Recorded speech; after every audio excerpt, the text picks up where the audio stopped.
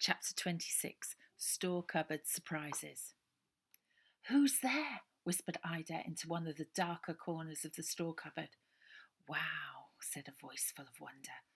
From behind a stack of the large cardboard boxes with Doswell and Sons Food Hall, Finest Delicatessen and Wine Merchant on the side, crawled a boy, or was it a girl, in an oversized jumper and a flat cap.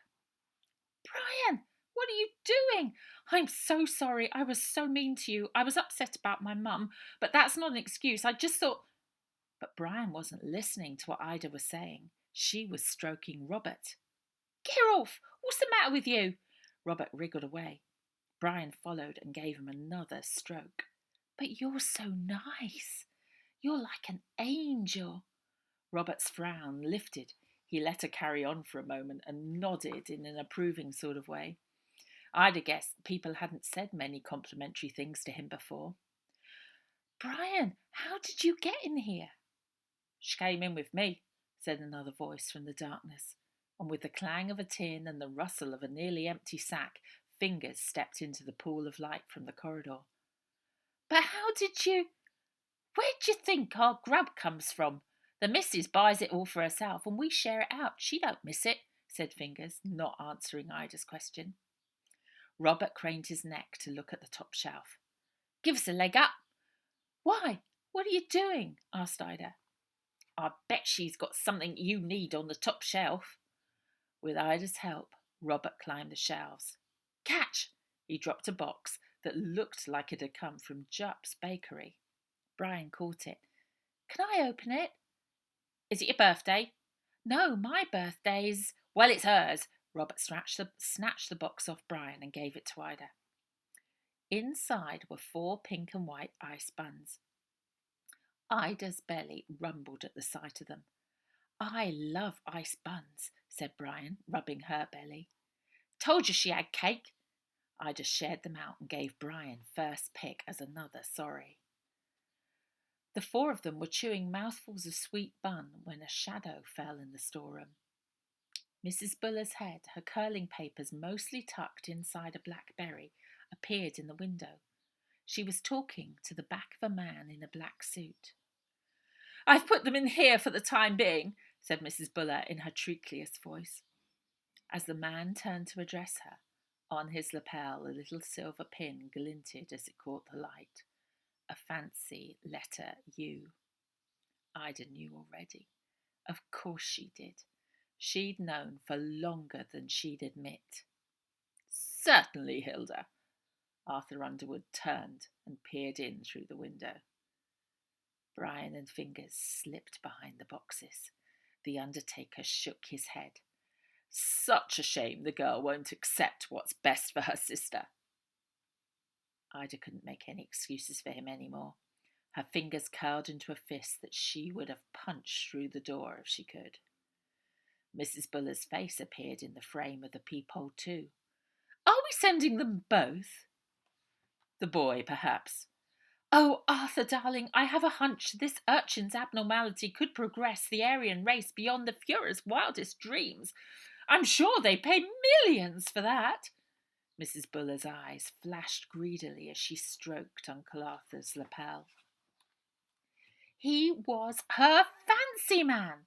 That was why Mum disapproved of him so much. And Mrs. Buller, a married woman and all."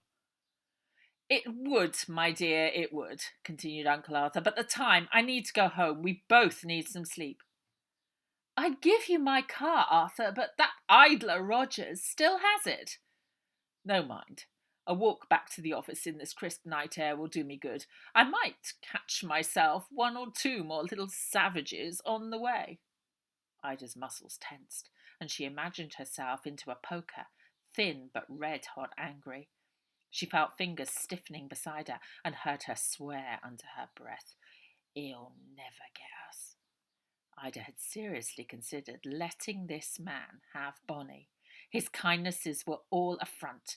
He was tricking them all along. But then, like a ton of rocks on her head, Ida realised that Uncle Arthur did have Bonnie.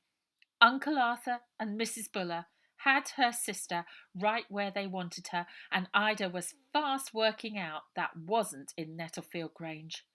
She'd been looking in the wrong place. Uncle Arthur turned to go, but as if he'd just remembered something, he turned back. He glanced through the little square window.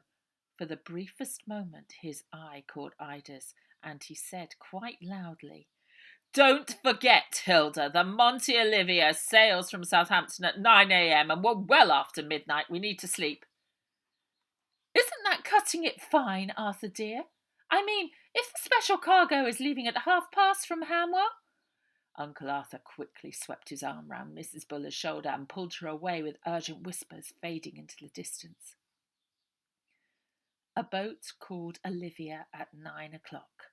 A special cargo at past. "We have to get out," said Ida, pulling on the door handle. Fingers and Brian looked strangely unconcerned. "She'll be here in a minute," said Fingers. "Who'll be here in a minute?" A key turned in the lock. As soon as the door was open wide enough, a small white ball of fluff shot through the gap. "Frank!" Robert dropped to his knees.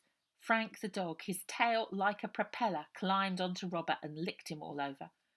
And a girl, the underbed girl, slipped in behind him. "Aggie!" Robert stretched out his arms for scrawny Aggie to join the fluffy, enthusiastic huddle on the floor. "We ain't got time, Robert." She dangled some keys strung together on a very dirty hair ribbon. "You needs to get out now." "How did you get her keys?" asked Ida, wide-eyed with wonder. "They ain't her keys, they's mine." Aggie smiled with pride. "Come on, Robert. All right, Fingers? Ain't seen you in a while, Brian." Robert was still cuddling Frank on the floor. "D'ye hear that, boy? We're going." He stood up, and Frank, just as ready for action, stood by Robert's side, his little white tail wagging with joy. "So if you have keys, why don't you just escape?" asked Ida. Under furrowed eyebrows, Aggie said, very seriously said, "It's my home. Where would I go? I ain't got another one." "So did she just give you a set?" "Oh, no." Aggie shook her head. "She loses 'em and I picks 'em up. She's much too busy with her hair and her face and her clothes to look after all her important bits and pieces. Come on, you all got to go." She opened the door, looked both ways, and in her bare feet tiptoed along the corridor and down a staircase like the one on the other side of the dormitory that Ida and Robert had not long ago been dragged up. "This way." Aggie beckoned and led Ida, Robert, Fingers, Brian and Frank trotting behind down a spiral staircase to a darker corridor to a dead end. "But how do we get out?" Ida felt a panic in her chest. Aggie knelt down and pressed a knot in the floorboard near the wall. Ida heard a clunk, and the whole lower section of wall became loose, letting a cold wind blow in through the gap. Aggie pushed again the loose bit of wall, and a door that opened to the outside. Freezing air gushed in. Aggie shivered in her little thin nightie. There you go. Follow Fingers through the hole in the hedge. See the branch that don't belong? Behind that." Frost sparkled in the moonlight. The air was bitingly cold, and Aggie was only in a skimpy little frock. She stood outside the hole in the wall, rubbing her arms. "Aren't you coming?" asked Robert, with Frank at his heels. "Nah, I'll wait for you to get this place sorted out, 'cause I know she will, Robert Perkins." "Thank you, Aggie. Thank you." Ida ran after Fingers across the weedy gravel.